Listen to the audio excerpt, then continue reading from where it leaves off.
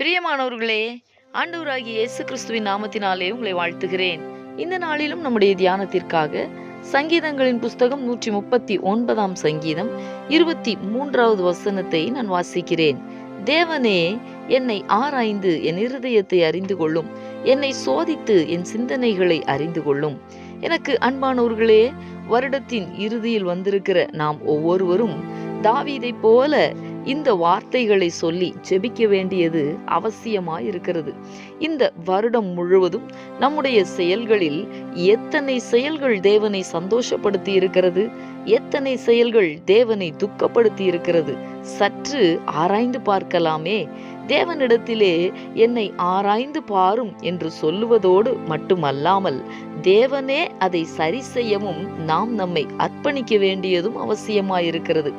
தேவன் நம்மை ஆராய்ந்து பார்க்கும்போது, சோதித்து பார்க்கும்போது நம்முடைய இருதயம் குற்றமற்றதாய், மாசற்றதாய், கரைதிரை முதலானவைகள் ஒன்றுமில்லாததாய் காணப்படுமானால் நாம் தான் அவருக்கு ஏற்ற கற்புள்ள கன்னிகை. அன்பானவர்களே, மணவாளனுக்கு ஏற்ற மணவாட்டியாய் நாம் நம்மை அலங்கரித்து கொள்ள வேண்டியது மிக மிக அவசியமாய் இருக்கிறது. அப்படி ஒரு வாழ்க்கை வாழ நாம் நம்மை அர்ப்பணித்து ஜெபிக்கலாமா? எங்களை நேசிக்கிற எங்கள் அன்பின் பரலோக தகப்பனே, ஆசீர்வாதமான இந்த நாளுக்காக உமக்கு நாங்கள் நன்றி செலுத்துகிறோம்.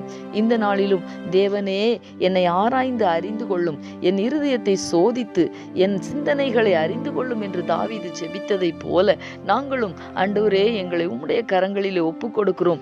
எங்களை ஆராய்ந்து அறிந்து கொள்ளுவீராக, எங்களை சோதித்து எங்களுடைய சிந்தனைகளை அறிந்து கொள்ளுவீராக. தகப்பனே, எல்லா சூழ்நிலையிலேயும் ஒரு கற்புள்ள கன்னிகையாய், கரைதிரையற்றவர்களாய், மணவாளனுக்கு ஏற்ற மணவாட்டியாய் வாழுகிறதற்கு எங்களை நாங்கள் அர்ப்பணிக்கிறோம். ஆண்டவரே, ஒப்பு கொடுக்கிறோம். உம்மை துக்கப்படுத்தின காரியங்களை தேவரீர் எங்களுக்கு தயவாய் மன்னிப்பீராக.